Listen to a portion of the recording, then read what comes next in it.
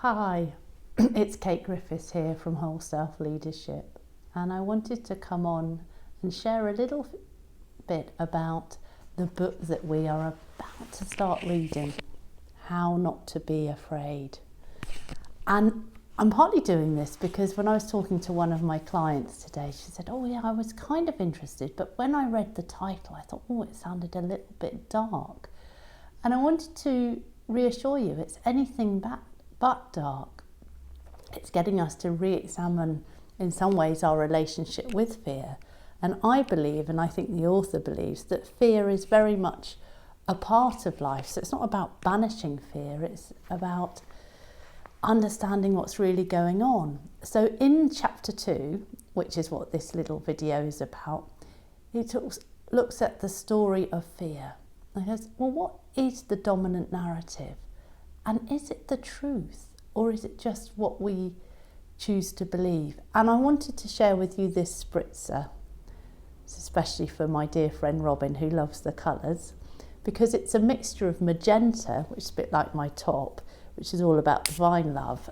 I'm just giving myself a spritz, and violet, which represents the crown chakra and is connecting us to oneness. And really, this author, Gareth Higgins, gets us to think about fear. It says, and it's a bit like a coaching technique I learned when I did systems, relationship, organisational coaching, which is that behind every complaint, there's a dream. And it's our gift or our ability to help people to actualise and see that dream.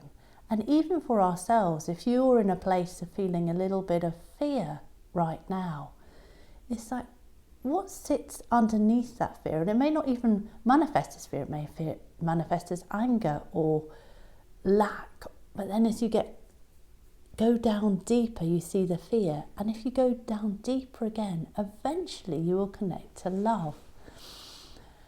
Because love is the foundation of everything. And that's what we're being invited to do. And in the chapter, he talks about Lou Reed's wife, who mentioned the 3 rules that they lived by.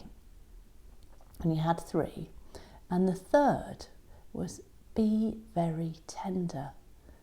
And as somebody on one of my Instagram followers, Emma, said, tenderness is even sort of stronger, but has more about it than kindness. And we all know the value of kindness. People talk about random acts of kindness. But what the world is asking of us right now is to reach in and find that tenderness within ourselves. And actually, as we do that, we start to slow down and everything softens. And in a way, it allows us to connect to our soul. And that spritzer I shared with you earlier, the essence, is called soul. And if you don't like the word soul, or that doesn't resonate with you, then consider this: your core beneath the core. Who are you at your core beneath the core? That's something to consider.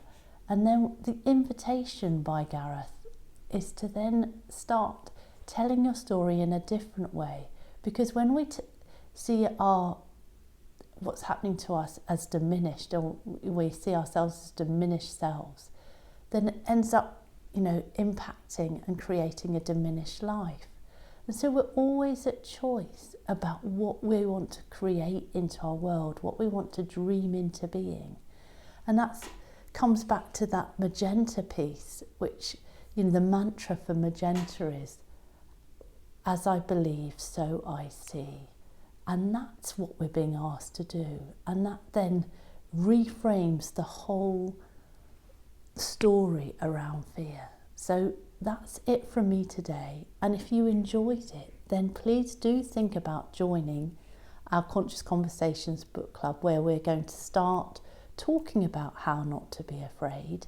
There's still time to join, and the link's in the comments. Bye for now.